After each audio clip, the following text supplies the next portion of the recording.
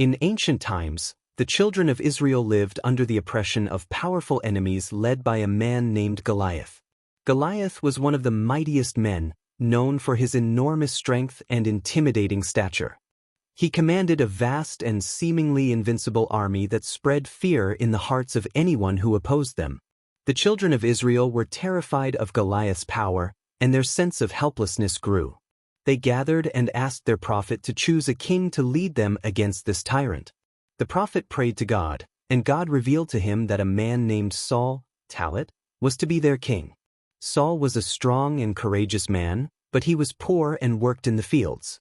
Many of the Israelites doubted this choice, saying, "How can a poor man like Saul be our king?" The prophet replied that God had chosen him because of his strength and knowledge, emphasizing that kingship is not about wealth or lineage but about God's will. To reassure the Israelites, God gave them a clear sign to confirm Saul's selection. The sign was the return of the Ark of the Covenant, a sacred chest that symbolized God's blessings and protection. The Israelites had lost the ark long ago and believed its absence brought them misfortune. Miraculously, the ark was returned to them, convincing them that Saul was indeed the king chosen by God.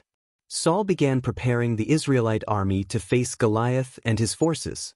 On their journey to the battlefield, Saul wanted to test the faith and patience of his soldiers. When they passed by a river, he said, "Whoever drinks from this river is not with me, but whoever does not taste it, except for a handful taken with his hand, is with me." This command served as a test of obedience and endurance. Most of the soldiers drank from the river and failed the test, leaving only a small group of faithful soldiers who obeyed Saul's instructions.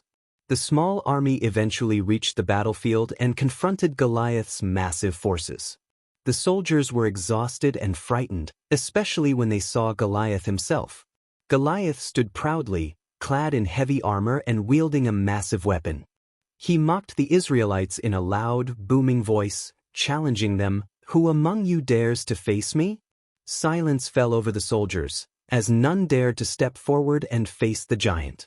At that moment, a young boy stepped forward from among the ranks. This boy was David, a shepherd who was not even a soldier. However, he was filled with faith and courage. David approached Saul and requested permission to fight Goliath.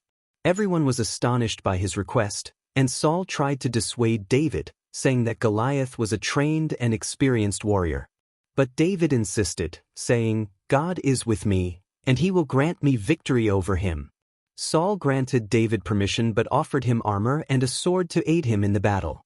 David tried on the heavy armor but found it cumbersome and unsuitable, so he said, "I do not need these weapons. I will rely on God." He took his simple sling and chose 5 smooth stones from the river, then confidently advanced toward Goliath. Goliath laughed when he saw David approaching and mocked him, saying, "Is this boy the one you send to fight me?" But David paid no attention to his taunts. Standing firm, he placed one of the stones in his sling, swung it with precision, and released it with great force.